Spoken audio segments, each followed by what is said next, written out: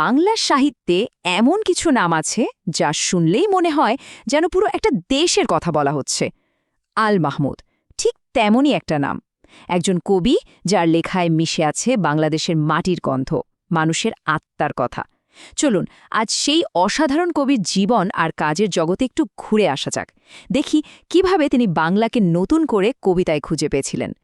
আচ্ছা, আল মাহমুদকে আমরা ঠিক কিভাবে মনে রাখব? তার সবচেয়ে বড় কাজটা কি? আসলে তিনি গ্রামের সেই আটপৌরের সহজ ভাষাকে তাকেই তুলে এনেছেন আধুনিক কবিতার ফ্রেমে। বলা যায় তিনি সেই শিল্পী যিনি আমাদের লোকজ বাংলাকে একেবারে সাহিত্যের সামনের সারিতে জায়গা করে দিয়েছেন।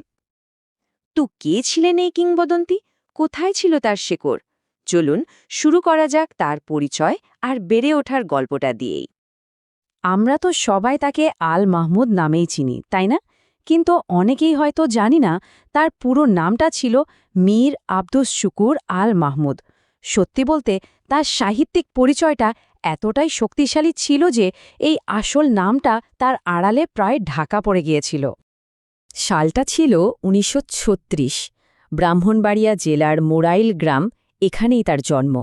আর এই যে গ্রামীণ একটা পরিবেশ, এটাই কিন্তু তার লেখার মূল ভিত্তিটা গড়ে তুলেছিল। এই জন্যেই তো তার কবিতার পাতায় পাতায় গ্রামের মাটির গন্ধ পাওয়া যায়।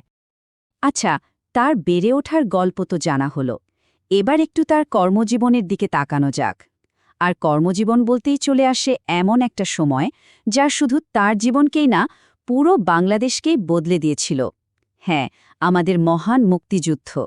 চলুন দেখি শব্দ আর সংগ্রাম তার জীবনে কিভাবে মিলেমিশে এক হয়েছিল। দেখুন, তার পুরো জীবনটাই কিন্তু কেটেছে শব্দের সাথে। পেশাগত জীবনের শুরুটা সাংবাদিকতা দিয়ে, সেখানে অনেক দিন কাজ করেছেন। তারপর এলো ৭১। মুক্তিযুদ্ধ তাকে এতটাই নাড়া দিয়েছিল যে সেই অনুপ্রেরণা তার লেখায় বারবার ফিরে এসেছে। দেশ স্বাধীন হওয়ার পর তিনি দৈনিক গণকণ্ঠ পত্রিকার সম্পাদকের দায়িত্ব নিয়েছিলেন, আর কর্মজীবনের একেবারে শেষে বাংলাদেশ শিল্পকলা একাডেমি থেকে পরিচালক হিসেবে অবসর নেন। কিন্তু প্রশ্ন হল, কি এমন ছিল তার লেখায় যা আল মাহমুদকে সবার থেকে আলাদা করে তুলেছিল? এর উত্তরটা কিন্তু লুকিয়ে আছে তার কবিতার একদম নিজস্ব স্বতন্ত্র একটা কণ্ঠস্বরের মধ্যে। আল মাহমুদের কবিতার স্টাইলের মূল জাদুটা ছিল দুটো জিনিসে। এক, লোকজ শব্দের অবিশ্বাস্য সুন্দর ব্যবহার, আর দুই, ঐতিহ্যের প্রতি তার গভীর ভালোবাসা।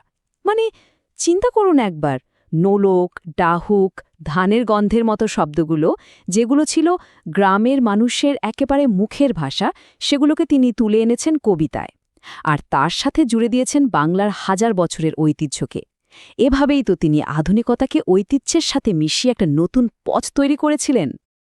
আল মাহমুদ আমাদের জন্য যে সাহিত্যকর্ম রেখে গেছেন তা কিন্তু একটা বিশাল ভাণ্ডারের মতো, যা প্রজন্ম থেকে প্রজন্মান্তরে আলো দেখাবে। তো চলুন তার কিছু সেরা কাজের দিকে একবার চোখ বোলানো যাক। তার কাজের পরিসরটা দেখলে অবাক হতে হয়। একদিকে যেমন আছে লোকান্তর বা সোনালী কাবিনের মতো কালজয়ী সব কাব্যগ্রন্থ, যা সত্যি বলতে বাংলা কবিতার মোড়ই ঘুরিয়ে দিয়েছিল। আবার অন্যদিকে লিখেছেন পানাকড়ির রক্তের মতো দারুণ শক্তিশালী গদ্য। এমনকি ছোটদের কথাও তিনি ভোলেননি। পাখির কাছে ফুলের কাছের মতো ছড়ার বইটা তো আজও সবার কাছে সমান প্রিয়। এরপর আসে ২০১৯ সাল, ১৫ই ফেব্রুয়ারি। এই দিনে কিংবদন্তি এই কবি আমাদের ছেড়ে চলে যান।